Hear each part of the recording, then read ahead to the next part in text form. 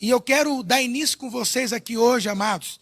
Primeiro, em Hebreus capítulo 6, aonde ele vai nos falar algo aqui muito interessante, em Hebreus capítulo 6.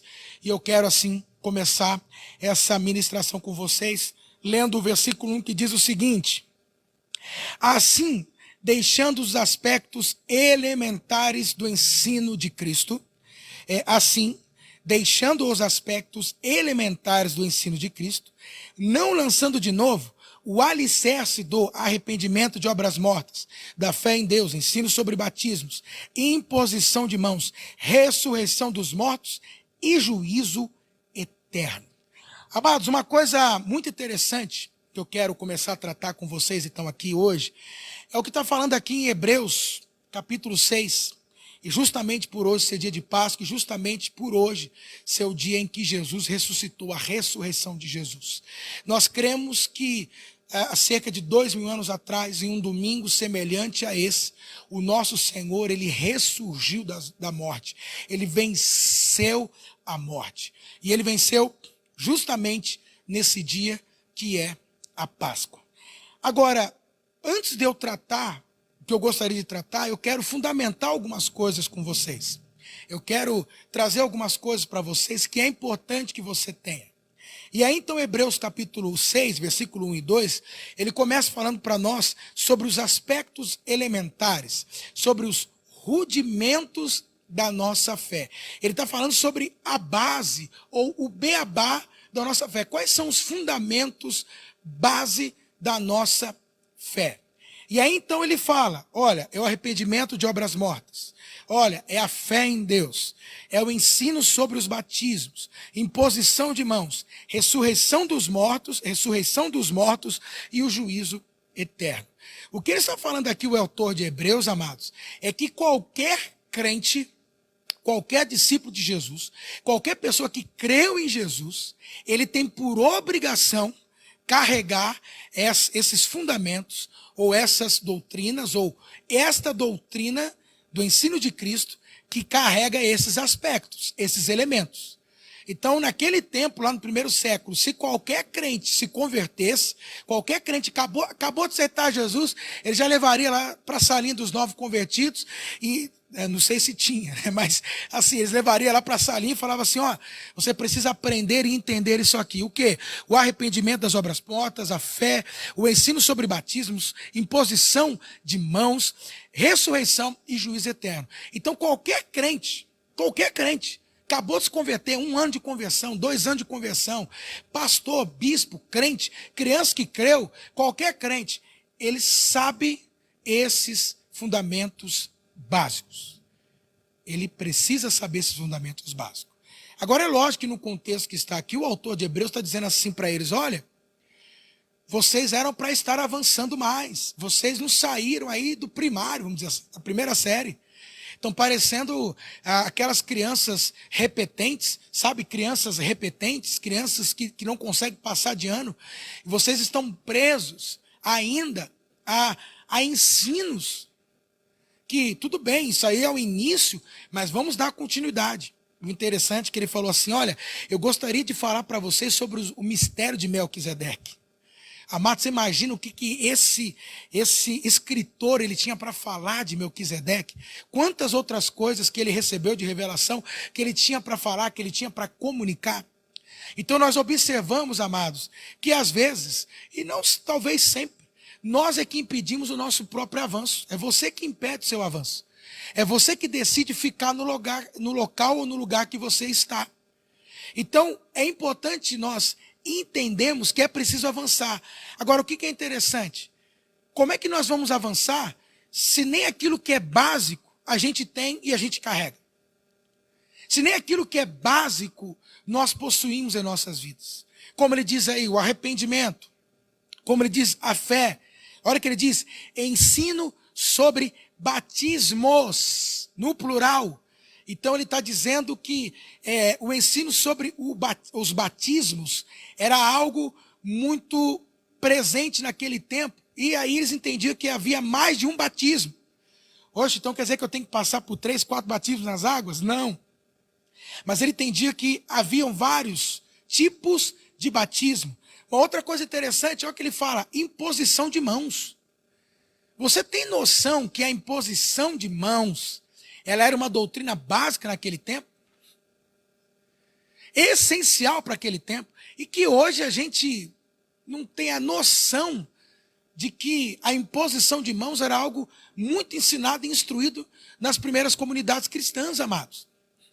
E isso é maravilhoso, né? Quando você estuda imposição de mãos, você começa a olhar na Bíblia imposição de mãos e você vê o quanto isso era essencial e quanto isso é poderoso. Você observa, por exemplo, que o próprio Cristo diz, imporão as mãos sobre os enfermos, eles serão curados. Ou seja, a imposição de mãos é um meio por onde você ministra a cura. Paulo diz para Timóteo, olha, não rejeite o dom que está dentro de você. Aliás, desperte o dom que foi liberado na sua vida por imposição de mãos. Então a gente observa na Bíblia que a imposição de mãos era uma prática, uma doutrina básica, aonde ela servia muito para liberar cura, liberar dons, liberar muitas coisas da parte de Deus, bênçãos. Quando você vê os patriarcas no Antigo Testamento, eles impunham as mãos sobre os seus filhos e ali eles liberavam palavras, liberavam bênçãos sobre os seus filhos. Então observa que a imposição de mãos é uma prática muito esquecida hoje, mas que é importante. É tão importante que o próprio Paulo diz assim, não impõe as mãos precipitadamente. Por quê? Porque na hora que você impor as tuas mãos, você está de alguma forma, de alguma maneira, obrigando ou liberando algo da parte de Deus sobre alguém que de repente não deveria ser liberado. Então observa que era uma doutrina básica, a imposição de mãos, como os batismos, a fé e o arrependimento. Mas o final diz também assim, a ressurreição dos mortos e o juízo eterno. Então todo crente, no início, ele carregava isso dentro dele. Ele sabia o que era cada uma dessas coisinhas dentro dele. E uma das coisas que ele sabia era ressurreição dos mortos e o juízo eterno. A ressurreição dos mortos e o juízo eterno faz parte da doutrina básica, faz parte dos fundamentos do ensino de Cristo. Faz parte, digamos, de um tópico. Imagina um livro onde você tem ali alguns tópicos ou capítulos. Então, nessa coisa básica, estaria também a ressurreição dos mortos e estaria também o juízo eterno. Agora, um detalhe, uma coisa interessante. O que ele está dizendo é ressurreição dos mortos e juízo eterno. Nós sabemos que no meio escatológico, provavelmente os irmãos que gostam de escatologia, eles discutem muito como que vai ser isso. Então, para quem não sabe, mas nesse meio, eles discutem se a igreja vai passar pela tribulação, se não vai passar, se a igreja vai ser arrebatada, se não vai ser arrebatada, como é que vai suceder tudo isso. Então ficam nessa discussão, que na realidade, amados, não chega a lugar algum essa discussão.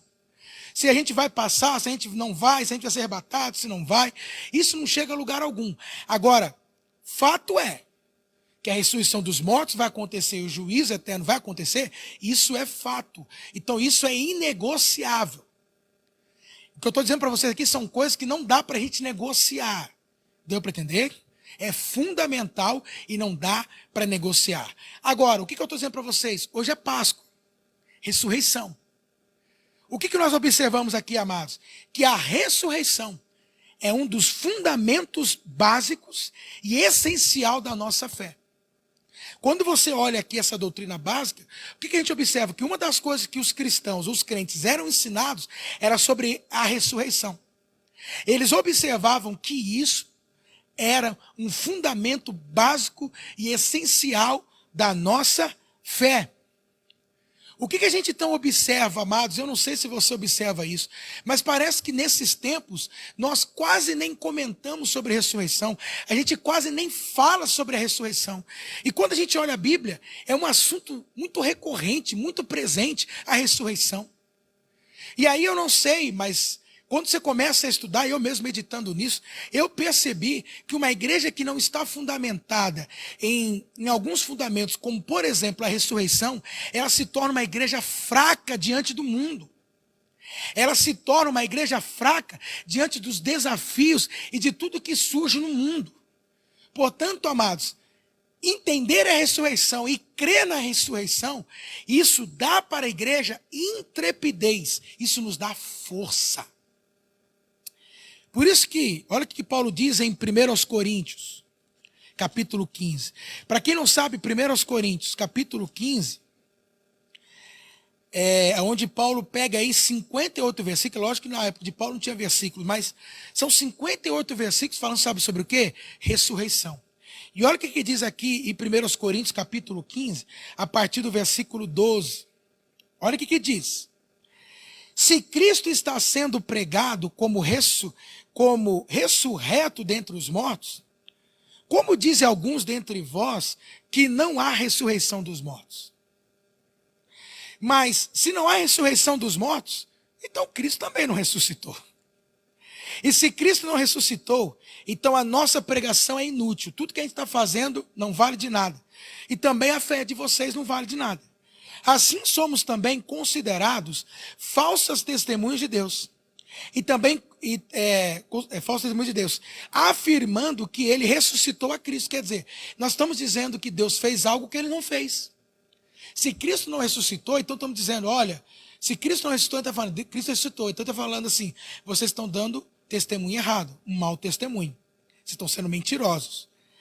A quem não ressuscitou, se de fato os mortos, olha agora, se de fato os mortos não ressuscitam, porque se os mortos não ressuscitam, Cristo também não ressuscitou. E se Cristo não ressuscitou, a vossa fé é inútil e ainda estáis nos vossos pecados. Logo, olha isso, os que morreram em Cristo estão perdidos também. Olha agora, se a nossa esperança em Cristo é apenas para esta vida, somos os mais dignos de compaixão. Algumas versões falam, somos os mais miseráveis dentre os homens. Queridos, observa o que o apóstolo Paulo está falando sobre a ressurreição. Ele está dizendo que se a gente tirar a ressurreição, se a gente afastar o fundamento dentro do sistema de crenças, entre aspas, crenças, a ressurreição, ele diz que toda a nossa vida de fé se torna algo inútil. Paulo está dizendo, não tem como você dizer que não tem como você dizer que você é uma pessoa de fé e não crê em ressurreição. Não tem como você dizer que caminha segundo a palavra dele e não crê em ressurreição. Porque está dizendo, é justamente por causa da ressurreição que nós temos todos os benefícios, inclusive a esperança. Uma coisa interessante, amados, é o último versículo, porque Paulo fala assim, porque se a gente está vivendo uma esperança em Cristo somente para esta vida, para esta era, desculpa, somos os mais miseráveis. Ou seja, o que nós estamos vivendo é só para esse tempo. O que está falando? Nós estamos renunciando. Nós estamos sendo crucificados, maltratados por causa da fé em Cristo Jesus. E vocês estão dizendo que não há esperança. Então está falando assim, tudo isso é inútil. Está sendo inútil então. E aí, amados, existe uma coisa que eu entendi, queridos. Presta atenção. Existe uma filosofia aí fora, neste mundo, meio que, como é que se diz assim? Meio que sendo puxado por aquela filosofia, acho que é francesa, Carpe Diem. Aonde, queridos, eles enfatizam muito o culto à vida. Cultuar a vida. Ué, mas não está errado? Eu digo para vocês, tudo tem o seu equilíbrio, amados. Tudo tem o seu lugar. Como assim cultuar a vida? É aquele negócio assim, rapaz, eu vou morrer mesmo. Então eu vou aproveitar a vida. O negócio é viver o hoje, é viver o agora.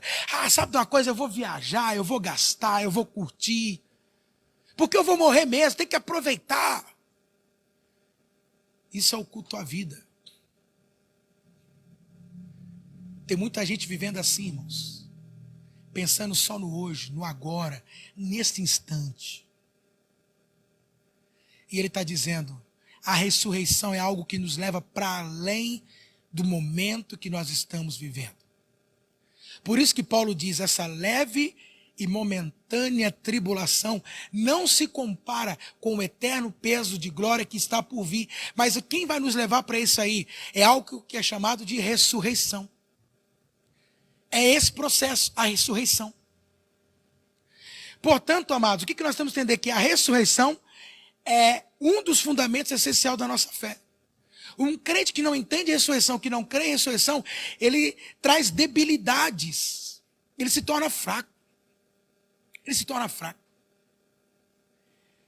E aí, sabe o que eu percebo? Quando a gente olha na doutrina básica da nossa fé, eu sei que eu vou falar aqui, pode de repente chocar alguns, escandalizar outros, mas eu tenho que falar, porque é palavra. Você sabia que os crentes, tanto do Antigo quanto do Novo, presta atenção nisso, pelo que nós lemos aqui, eles não esperavam o céu. Eita! Eles não esperavam o céu e nem ir para o céu. Observa que isso não era nem uma doutrina básica no primeiro século. Os crentes do primeiro século, do segundo e até o terceiro século, eles esperavam a ressurreição dos mortos. É o que nós lemos em Hebreus capítulo 6, versículo 1 ao 2. Dentro das doutrinas não tem céu, tem ressurreição dos mortos e juízo eterno. Meu Deus, pastor, mas como assim? Amados, eu vou dizer uma coisa para vocês. Essa doutrina é uma doutrina católica. Quando você começa a pegar historicamente, você vai observar que é uma doutrina católica. Começou no momento em que a igreja começou a ser institucionalizada, a partir de Constantino, em 325, no quarto século. Então, durante 300 anos, a expectativa da igreja era essa: ou a volta de Jesus e a ressurreição. É isso que eles carregavam dentro deles. É assim que Paulo, Pedro, os discípulos e todos que seguiram após os pais da igreja, até aí o fim do terceiro século, entrando no quarto século, eles viveram com essa expectativa. Essa expectativa. Observe que é isso que Paulo está dizendo aqui. E você vê outras passagens mais, que a expectativa é volta e ressurreição dos mortos. Volta e ressurreição dos mortos. Agora, por que eu digo isso? Porque se nós cremos da maneira certa, isso vai produzir em nós coisas poderosas e grandiosas. Eu garanto isso para você. Portanto, amados, o que eu falo para vocês? Para você. Que ressurreição é um fundamento básico. Todo crente tem que saber isso, de cor salteado, entender e crer nisso. Por quê? A ressurreição é algo que está presente no início ao fim da Bíblia. Só para você ter uma ideia, Abraão surge em 1900, mais ou menos, antes de Cristo. E você sabia que ele já cria na ressurreição? Lembra quando ele vai levar Isaac para ser sacrificado, imolado? Quando ele quando ele chega para os servos dele, os empregados dele, fala assim: olha, aguarda aqui. Quando ele chega lá no pé do monte, eles falam assim: aguarda aqui, porque nós vamos sacrificar. E ele diz: nós vamos e nós voltaremos. O Novo Testamento vai nos afirmar dizendo que Abraão fez aquilo porque ele cria que Deus tinha poder para ressuscitar o filho dele. Observe que naquele momento que ele entendeu o que é a ressurreição, o que era o mistério que estava guardado, que uma das promessas que Deus havia de se cumprir para nós e para a humanidade, naquele momento, o desfecho, ali é o desfecho da história de Abraão. Acaba a história de Abraão, amados. Acabou. Como assim? A partir daí você não vê mais nada. Já entra a história de Isaac. Como se ele entendeu. E não foi só ele, não. Davi também cria. Davi declarou: eu morrerei, mas viverei. Isaías declara que os mortos serão ressuscitados. Daniel, grande Daniel, diz também. O apóstolo Pedro, apóstolo Paulo, apóstolo João e Jesus, que é a ressurreição em vida. Observe que isso está presente, amados. O tema ressurreição é algo presente e recorrente dentro das Sagradas Escrituras. Desde os patriarcas, desde Moisés, desde os profetas, desde os apóstolos, desde Cristo. É algo recorrente. Amém? E queridos, o que é a ressurreição dos mortos? Paulo já disse para nós aqui. se de fato os mortos não ressuscitarem. Dizendo, ressurreição são os mortos ressuscitando. O que é ressurreição? Paulo ia dizer, são os mortos ressuscitando. São os mortos voltando à vida. Mas olha em Tessalonicenses, 1 Tessalonicenses, com mais clareza o que Paulo está dizendo aqui para nós. Tessalonicenses, capítulo 4. A gente lê muito esse texto aqui, queridos, em velório de crente. A gente usa muito esse texto. E olha que interessante isso aqui. Pastor, mas hoje não é vida? Sim, amados, eu não estou pregando sobre morte, estou falando de vida aqui para vocês. Amém? É vida. Capítulo 4, verso 13. Todavia, irmãos, não queremos que sejais ignorantes. O que é ignorante? Falta de conhecimento. Ignorante não é ser bruto, não é um sujeito bruto, não. Ignorante é alguém que não tem o conhecimento ainda. Então Paulo está dizendo, olha, eu não quero que vocês não tenham conhecimento. Eu quero que vocês tenham conhecimento. Porque o conhecimento liberta. O conhecimento evita sofrimento. A Bíblia diz que o povo sofre por falta de conhecimento. Então o conhecimento evita que eu e você soframos. Está sofrendo? É por falta de conhecimento em algum momento, em alguma área da sua vida. Você tem que buscar o conhecimento, pois o conhecimento vai tirar você do lugar de sofrimento. Então Paulo está dizendo, eu não quero que vocês não tenham conhecimento em relação aos que já dormem, ou seja, aos que já morreram, aos que faleceram, para que não vos entristeçais como os outros que não têm esperança. Então o que ele está dizendo? Se você tiver o conhecimento certo, isso vai trazer na tua vida alegria. Vai poupar agonias da alma. Vai poupar alguns sentimentos. Então, amados, isso significa que se a gente está carregando alguns sentimentos, se a gente carrega algumas angústias, é porque está faltando o conhecimento necessário.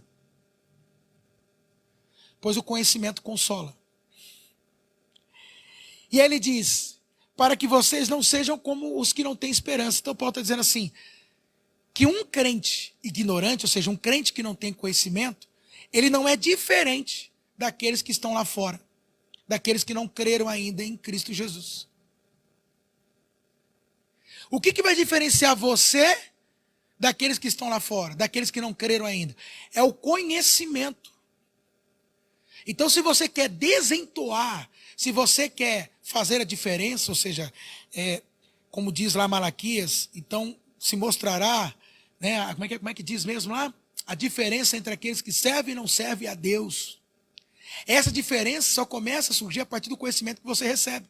Por isso é importante você receber conhecimento, tem que ler Bíblia, tem que buscar, tem que ouvir, tem que ler livro, tem que buscar quem tem mais conhecimento que você, porque isso vai fazer com que você tenha um estilo de vida diferente dos que estão lá fora. Olha o que ele está dizendo, para que vocês não sejam como está lá fora. Tem muito crente vivendo uma vida semelhante aos que estão lá fora. E principalmente, sobre o que Paulo está falando aqui? Sobre a morte. Paulo está dizendo assim, vocês crentes precisam encarar a morte de um modo completamente diferente do que o mundo encara. A morte para nós, ela tem um outro sentido, um sentido completamente diferente do sentido que há lá fora. E isso é verdade, amados. Eu já fui, como pastor, ministrar em velórios de crente e de não crente. De crente que estão fundamentados, existe uma paz, uma alegria. Porque eles sabem, amados, que quando um crente morre, ele está sendo coroado. Eu digo para você que foi isso que de alguma forma me consolou em relação à partida e à morte do meu pai. Quando eu entendi que o crente, quando ele morre, ele é coroado. Porque você pensa, irmão, depois de tanta luta, dificuldade, de renúncias, poxa, e aí, ver a face de Jesus, irmãos, pensa bem, crente. Quando você fechar os seus olhos, você vai ver a face de Jesus. A face do nosso amado. Essa é a esperança. Não é? Você poder olhar nos olhos dele. Aleluia. Poder olhar para ele. E ele dizer, vinde, amado meu filho, entre, desfrute. É isso que nós carregamos, irmãos. Amém? Agora, por outro lado, velórios de pessoas que não creem. É um desespero, uma agonia, remorso. Nossa, como é algo assim. Como que, às vezes, um fator simples faz toda a diferença. Porque se cremos que Jesus morreu, agora por quê? Qual é o conhecimento? Porque se cremos que Jesus morreu e ressuscitou, também devemos crer que Deus, por meio de Jesus, vai trazer juntamente com ele os que já morreram, que partiram, os que faleceram. Queridos, eu sei que um dia o meu pai vai ressuscitar, o meu avô vai ressuscitar. Eu sei, queridos, que se você perder alguém, eu vou dizer para você, eles um dia vão ressuscitar. Essas pessoas que estão morrendo no meio dessa pandemia, um dia eles vão ressuscitar, meus amados. Eles vão voltar à vida. Então é isso que é a ressurreição. São os mortos voltando à vida. Olha o que ele diz. E afirmamos pela palavra do Senhor que nós, os que ficarmos vivos, para a vinda do Senhor. Então é essa a expectativa. Morreu, ressurreição. Está vivo? Vinda de Jesus. É isso.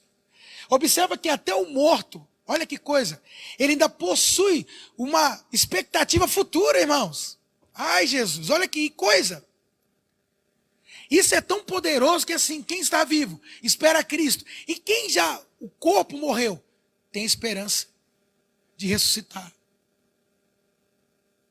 Pesado isso.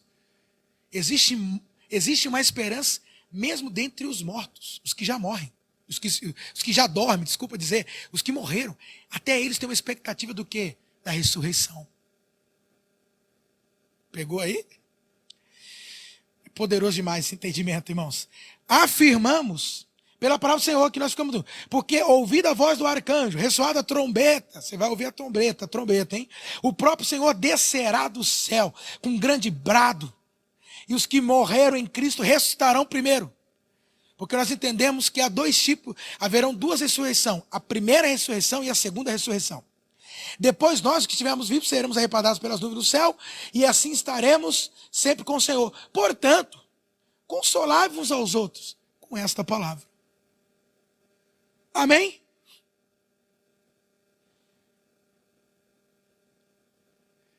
Está vendo como é importante, amados, a ressurreição? Que Paulo está dizendo? A ressurreição, ela traz consolo. É assim que eu fui consolado. Eu me lembro do episódio, como é que aconteceu a situação toda. Quando chegamos em casa e recebemos a notícia, eu lembro que minha avó chegou, acabei de chegar da escola, tinha 15 anos, e ela me recebeu com lágrimas. Ela disse, olha, esse mundo não é para os bons, eu lembro até hoje isso. Chorando, e aí eu entendi que meu pai havia partido, que coisa. E a casa, todo mundo ali visitando, e eu lembro que minha mãe entrou em estado de choque. Então ela começava a chamar meu pai dentro de casa. Irmão, foi assim um dia, o pior dia da minha vida, vamos dizer assim. O pior dia da minha vida. Mas sabe o que foi interessante? Eu me lembro que eu fui tomado por algo aquele dia. Que eu fui lá no quarto, minha mãe deitada no quarto, sem entender nada, ela fora de si. Eu comecei a conversar com ela. E eu dizia, mãe, não, mas o pai está vivo. O pai vai ressuscitar. E aí ela começou a chorar, e eu lembro do meu avô, talvez eu não lembro. E aí meu avô, na época, era vivo, ele dizia, escuta o Daltinho, escuta o Daltinho.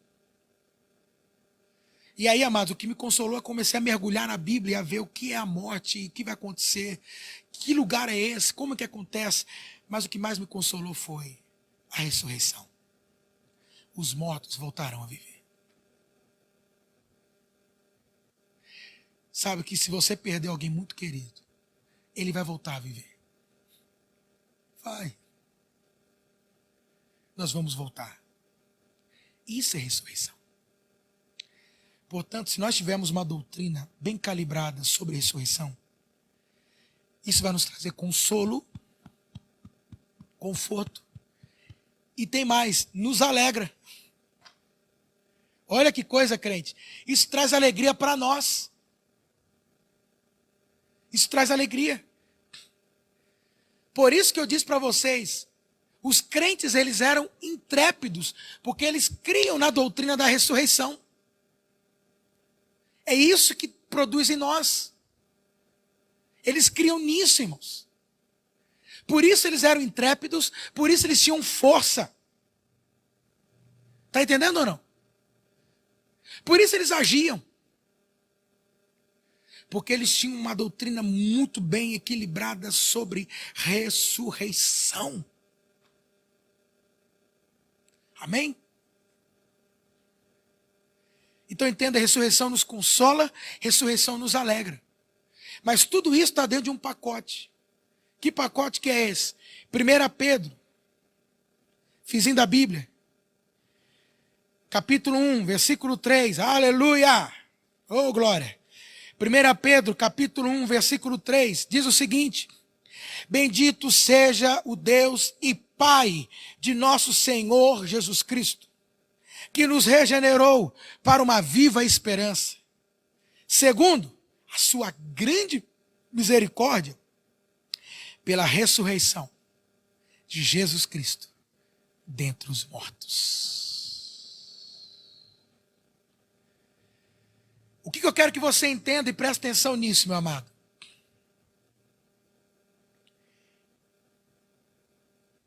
O que é esperança para nós, para mim e para você? Porque o mundo entende a esperança de um modo, mas para mim e para você, o que é esperança? O que é esperança para o cristão? Ou como deve ser esperança para o cristão? Como que o cristão deve entender esperança? Porque essa é a questão, meu amado. É isso que eu e você precisamos entender.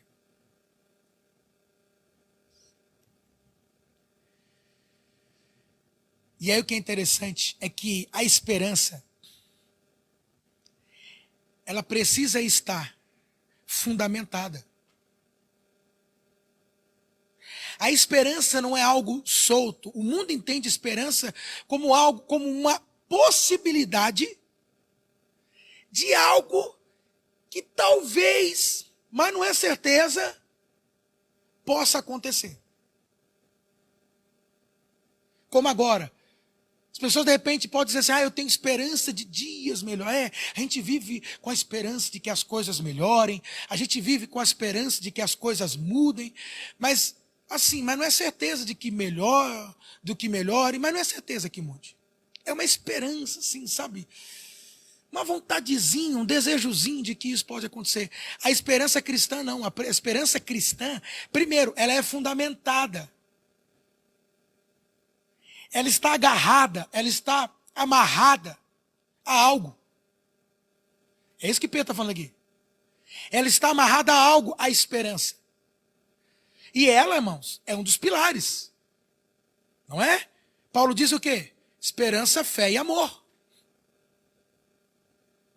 Portanto, crente, muito bem, alinhadinho, doutrinadinho, fundamentadinho.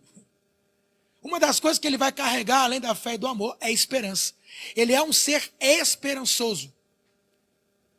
Portanto, ele é um ser alegre, ele é um ser motivado, consolado e confortado. É assim que ele é. Ou pelo menos deveria ser. É alguém que quando olha para o mundo, não olha com negatividade, mas com otimismo e não pessimismo. Entenda, o otimismo é uma das facetas de alguém que carrega esperança. Só que a esperança dele não é uma esperança solta, de que algo pode ser que não, pode ser que sim, não. Ela está amarrada. E aí ele fala, no que a esperança está amarrada? Na ressurreição de Jesus.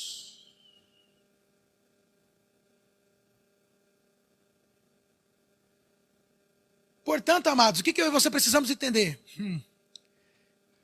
Que a esperança, ela não pode estar nesta era, neste mundo, neste tempo, nas coisas que estão aqui fora.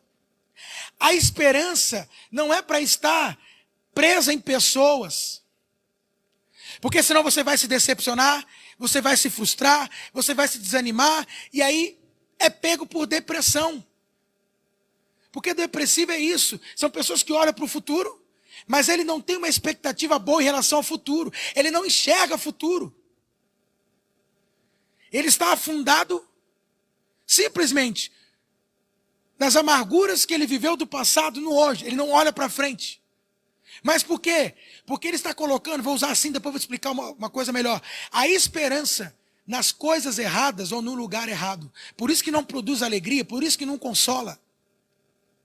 Por isso que não traz paz, não traz ânimo. Porque a esperança está sendo depositada no lugar errado. Está sendo depositado na areia e não na rocha. Presta atenção, meu amado. Presta atenção. A esperança, ela precisa estar presa, amarrada em alguém. Ou seja, na ressurreição de Jesus. Portanto, a esperança não pode estar nesta era, porque esta era está acabando, tudo aí fora está acabando. Hoje é a pandemia, amanhã vai ser outra coisa, meu amado. Vai ser outra, querido. Porque Jesus disse, nesse mundo, vocês vão ter muitas aflições. O próprio discurso, ou a palavra profética para os últimos dias, Jesus disse, olha, haverá fome, haverá guerra, haverá muitas coisas. Então eu digo para você assim, o crente, ele meio que já sabe que tudo isso vai acontecer. Foi profetizado. Profetizado no sentido de nos avisado, dizendo, ó, será assim. As coisas vão acontecer desse modo. Portanto, meu amado, preste atenção. Sabe o que é esperança no Novo Testamento? Anota isso aí. Se quiser, escreva no comentário aí. No Novo Testamento, esperança é uma expectativa confiante. Entendeu agora o que eu disse para você? Ou seja, presta atenção. Se você não está sendo consolado, se você não tem alegria, se não há esperança dentro de você, é porque você está colocando a sua expectativa nos lugares, nas coisas e nas pessoas erradas. É isso que está acontecendo. Por quê? Porque esperança no Novo Testamento é uma expectativa confiante de que Deus cumpriu e cumprirá as suas promessas por meio de Cristo. Diga graças a Deus. Você entendeu onde tem que estar a sua expectativa? É em Deus. Diga, a minha expectativa está em Deus. A minha expectativa está em Cristo. Porque Ele jamais vai te decepcionar, jamais vai te frustrar. Você pode decepcionar com todo, mas com Ele não, Ele nunca vai te decepcionar e te frustrar. Por isso, se tem gente escandalizando com um, com outro, me escandalizei com aquele pastor, me escandalizei com fulano, é porque está colocando o olhar dele no lugar errado. Porque o teu olhar tem que estar em Cristo e ponto final, meu amado. Aleluia, temos que pregar mais Cristo. Porque é lá que tem que estar o nosso olhar fixo, o autor e consumador da fé. Quem foi o autor e consumador da fé? Não foi teu pastor. Não foi tua mulher. Não foi o teu marido. Não foi teus filhos.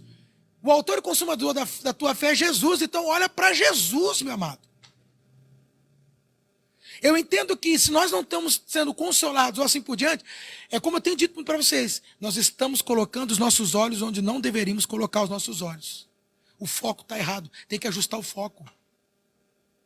Tem que arrumar esse foco.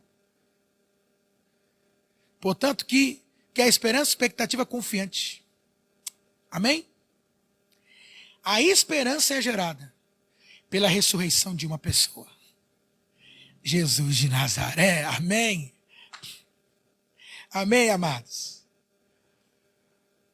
A nossa esperança é gerada por aquilo que Jesus fez. A nossa esperança, amados, não é um conceito, não é um sentimento, mas é uma pessoa, o Senhor Jesus. Por isso que João capítulo 11, aleluia.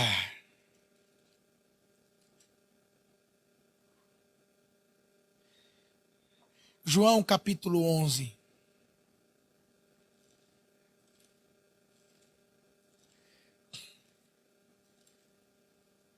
João capítulo 11, versículo 25.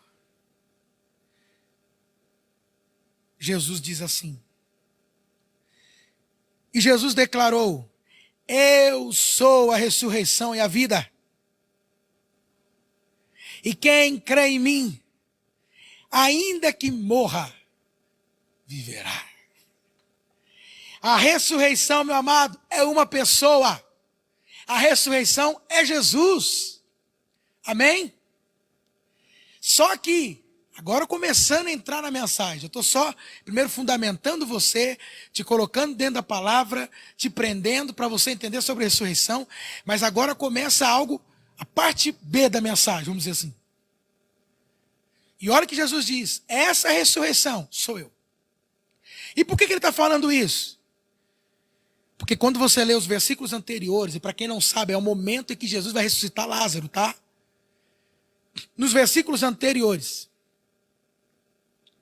Marta, no versículo 21, diz, Senhor, se tivesse aqui, meu irmão não teria morrido. Mas eu sei que, mesmo agora, Deus te concederá tudo o que lhe pedir. E Jesus respondeu, teu irmão ressuscitará. E ela respondeu para Jesus, Marta, eu sei que ele ressuscitará na ressurreição, no último dia. Aí Jesus vira e fala, mas eu sou a ressurreição e a vida. E quem crê em mim, ainda que esteja morto, viverá. Observa, ela tinha ela era uma pessoa calibradinha, bem doutrinadinha em relação à ressurreição. Observa que os judeus já criam nisso. Vocês estão percebendo? Que os judeus, eles carregavam isso dentro deles. E ainda carregam. A ressurreição. Você está percebendo isso comigo aqui, sim ou não? Só que o que ela diz?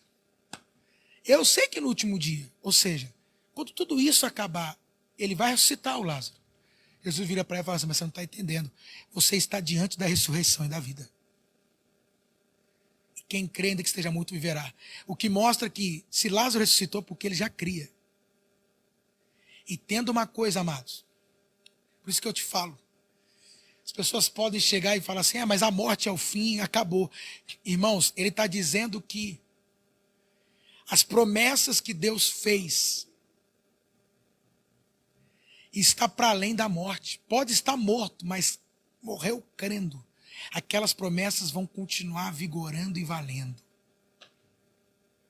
Saiba que até morto, ainda que você esteja morto, qualquer um esteja morto, mas morreu crente, um morto crente, está experimentando e vivendo todas as promessas, ainda que ele estivesse andando entre nós aqui. É muito poderoso quando você começa a entender os mistérios da palavra. Amém? Mas o que eu quero que você entenda? O que Jesus está falando para ela? Vocês entenderam? Porque entenda uma coisa, o Evangelho de João é o seguinte, quando ele termina o Evangelho de João, o escritor do Evangelho de João, que nós cremos que é João, ele diz, olha, tudo que eu escrevi serviu de sinais para apontar para vocês quem Cristo é. E esse foi o último sinal dele, ressuscitar Lázaro. Só que o que Jesus faz, irmãos? Presta atenção, pega agora. Ela disse, isso vai acontecer no último dia. E de fato vai acontecer no último dia. Nos últimos dias. Haverá uma ressurreição da carne, dos mortos, em massa. Só que Jesus disse o quê? O que Jesus está fazendo aqui? Jesus está antecipando isso. Aquilo que ia acontecer nos últimos dias, Jesus está mostrando para ela o quê? Vai acontecer hoje. Vai acontecer agora com o seu irmão. Você pegou, né? O que Jesus está dizendo para nós aqui? O que esse evangelho está dizendo? Que é a ressurreição que está por vir, nós já podemos começar a experimentar ela hoje, irmãos. Agora, e nesse instante aí onde você está me ouvindo e me vendo, você já pode experimentar a ressurreição agora. Porque quem creu, a ressurreição já chegou para ele. Jesus está dizendo assim, cara, você já ressuscitou. Desculpa essa linguagem do cara.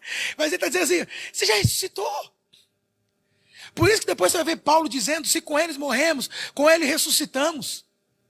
Ei, você é uma nova criatura, você nasceu de novo. Você agora está vivo. Por isso que ele está dizendo, porque em Cristo nós já ressuscitamos com ele. O que eu e você temos que entender? Agora começa o negócio. Nesse mundo que nós estamos vivendo, e essa palavra é para esse tempo. Ou seja, aquela ressurreição que está para acontecer, já começou e já foi inaugurada por Jesus, amados. A ressurreição já está atuando nesse mundo. A ressurreição já está se manifestando nesta era. A ressurreição já invadiu esse mundo caído, esse mundo de morte. Aleluia! Portanto, essa ressurreição é vindoura? Sim, mas ela já está hoje começando. Ela está crescendo. E quando nós vemos os mortos em massa ressuscitando, é porque ela chegou ao seu ápice. É isso. Ela já começou. Ela está fluindo. É como a nascente de um rio. Você já viu a nascente de um rio?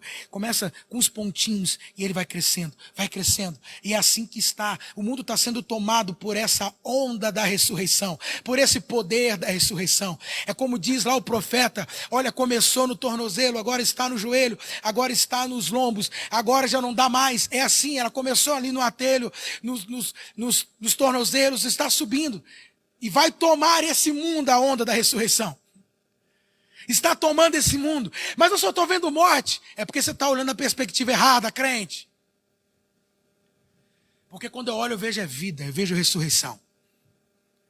Invadindo lares, invadindo pessoas, invadindo casas, invadindo tudo. Como diz o apóstolo Paulo, está tragando a morte, engolindo. A vida está engolindo a morte. A vida está tragando a morte. Aleluia! Portanto, o que significa Páscoa? Diga, Páscoa significa a ressurreição já começou. É a vitória da vida sobre a morte. E a vida venceu. Amém? Você pode viver, assim como Lázaro viveu ressurreição. Você pode viver ressurreição na sua vida. Eu não sei o que é que está morto na tua vida. Eu não sei o que é que chegou ao fim na sua vida. Eu não sei o que é que acabou na sua vida, mas eu digo para você que o poder da ressurreição pode entrar aí e trazer isso de novo. Pode trazer isso de novo. Porque é isso que eu vejo quando Jesus naquela cruz, quando olharam e tal, mas no domingo de manhã, quando Jesus ressuscita dos mortos, ele nos traz um significado, ele nos traz a prova concreta, ele nos traz o poder de fato que ele possui. E que se ele pode, amados, vencer a morte, o que não pode ser vencido pelo poder dele? Pode vencer a morte, que é algo impossível, a gente ainda não encontrou uma solução para isso. O ser humano tem desespero com isso. Então imagina o que ele não pode vencer, igreja. E aí sabe o que eu entendo então de ressurreição? Quando eu vejo Jesus levantando daquele túmulo, rompendo com aquela pedra, sabe o que eu entendo? Pega comigo, a ressurreição de Jesus é a prova concreta de que nada pode impedir Deus de agir. Nem mesmo a morte pode impedir Deus de agir. Saiba isso. Nada pode impedir Deus de agir na sua vida. Se nem a morte pode impedir Deus de agir, o que é que pode ser impedimento na sua vida para que Deus não possa agir? Nada pode impedir Deus de agir na sua vida. Nada, meu amado. Isso não te dá esperança, não? Nada pode impedir Deus de agir. Quando eu vejo a ressurreição de Jesus, sabe por que ela nos mostra a ressurreição de Jesus? Porque Jesus, irmãos, ele morreu injustamente. Era o inocente morrendo. E aí você poderia dizer, está vendo o que o mundo faz com os inocentes? E eu digo para você, é verdade, o mundo faz isso com os inocentes. Nesse mundo há muita injustiça, é verdade, é fato. Só que eu vou dizer uma coisa para você. Ressurreição. A ressurreição de Jesus nos mostra que toda injustiça será reparada. Todos aqueles, amados, que pagaram e morreram pelo que não devia, inocentes que morreram, e aqueles que cometeram injustiças, e ninguém ficou sabendo, ou estão cometendo ainda, saiba que toda injustiça será reparada. E eu digo para você, e elas já estão sendo reparadas. Quando Jesus ressuscitou, está sendo mostrado para nós que a injustiça não vai imperar mais neste mundo. O que vai imperar e o que está imperando, o que está dominando é a justiça.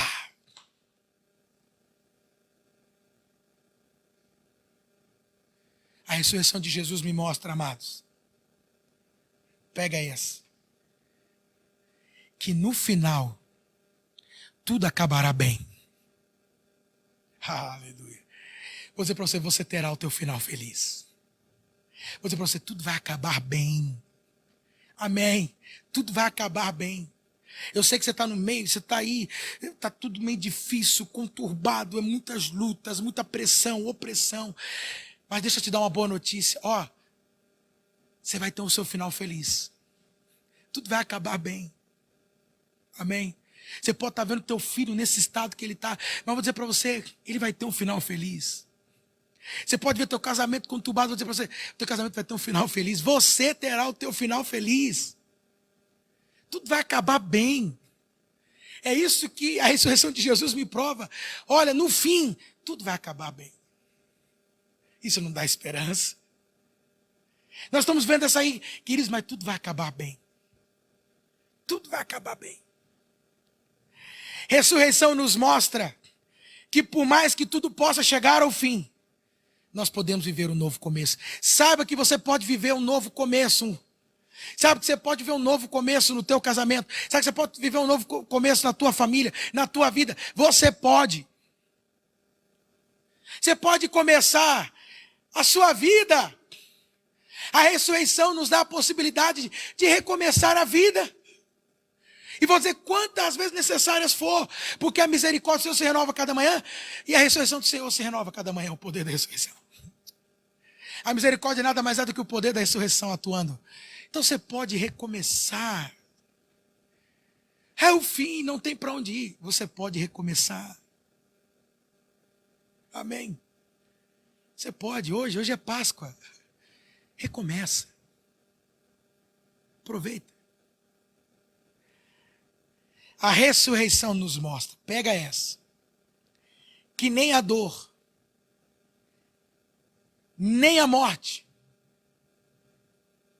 A ressurreição nos mostra que nem a dor e nem a morte, mas sim Deus, o Criador dos céus e da terra, é quem tem a palavra final.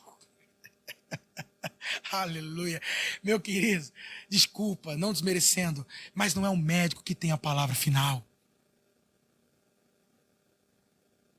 Não é a justiça que tem a palavra final. Se alguém disse algo para você, chegando e falou, não quero mais, acabou. Não é essa pessoa que tem a palavra final. Sabe quem tem a palavra final? É Deus. Então eu digo para você, a dor não tem a palavra final. Nem a morte tem a palavra final. Quem tem a palavra final é Deus. Deus é quem tem a palavra final. Amém. Você entendeu agora por que os crentes, eles não temem, os crentes do primeiro século não tinham medo da morte? Você está entendendo agora ou não? Porque, querido, não sei se você sabe, isso, psicanálise, psicologia, já estudou. Sabe qual é a raiz de todo medo? Todo e qualquer medo? A morte. Você sabia disso? A raiz de todo medo é o medo da morte. Portanto, se você não teme mais a morte, você vai temer o quê? Ah, eu vou matar você. Eu não temo mais a morte. Observa que, se você não teme mais a morte, não tem mais o que temer. Logo, você não será mais manipulado. Porque autoridades políticas, ao longo da história, sempre manipularam populações usando o medo da morte como o meio ou como arma. Você não vai cumprir o que eu estou fazendo? O que eu estou falando? Então você vai morrer. Você não vai fazer desse jeito? Então você vai morrer. Ah, então você não vai? Você vai morrer. Só que de repente esses homens começaram a encontrar crentes, discípulos de um tal de Jesus de Nazaré, E quando eles falavam assim, ó, ou você deixa isso para trás, ou vocês vão morrer. Eles falavam, tá bom. Meio assim, né? E o Kiko? Por quê? Não afeta mais. Não me manipula mais. Nós vamos jogar vocês em arenas com feras, com leões.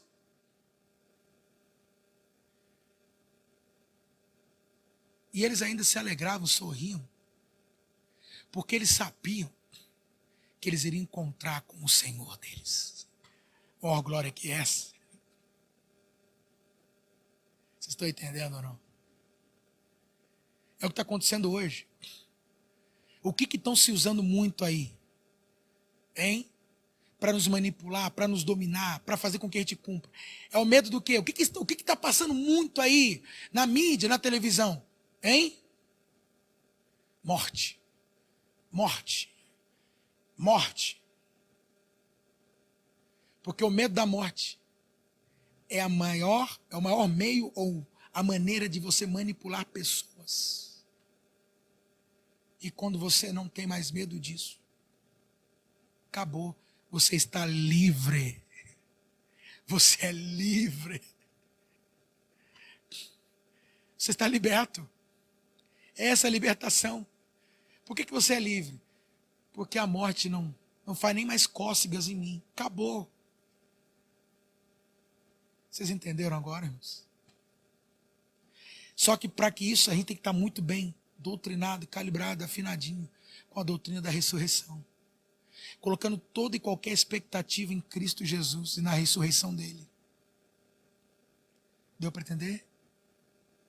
Isso vai trazer paz e segurança ao teu coração. É o que vai trazer. Para a gente poder encerrar Romanos capítulo 8. Romanos capítulo 8. Paulo escreve aos Romanos dizendo o seguinte, a partir do versículo 9. Vós, porém, não estáis sob o domínio da carne, mas do Espírito. Se é que o Espírito de Deus habita em vós. Mas se alguém não tem o Espírito de Cristo, não pertence a Cristo. Se Cristo está em vós, embora o vosso corpo seja mortal por causa do pecado, o Espírito é vida por causa da justiça. Olha agora. E se o Espírito daquele que ressuscitou Jesus dentre os mortos. O que está dizendo? Que o Espírito de Deus foi quem ressuscitou Jesus dentre os mortos. Foi que tirou ele de lá.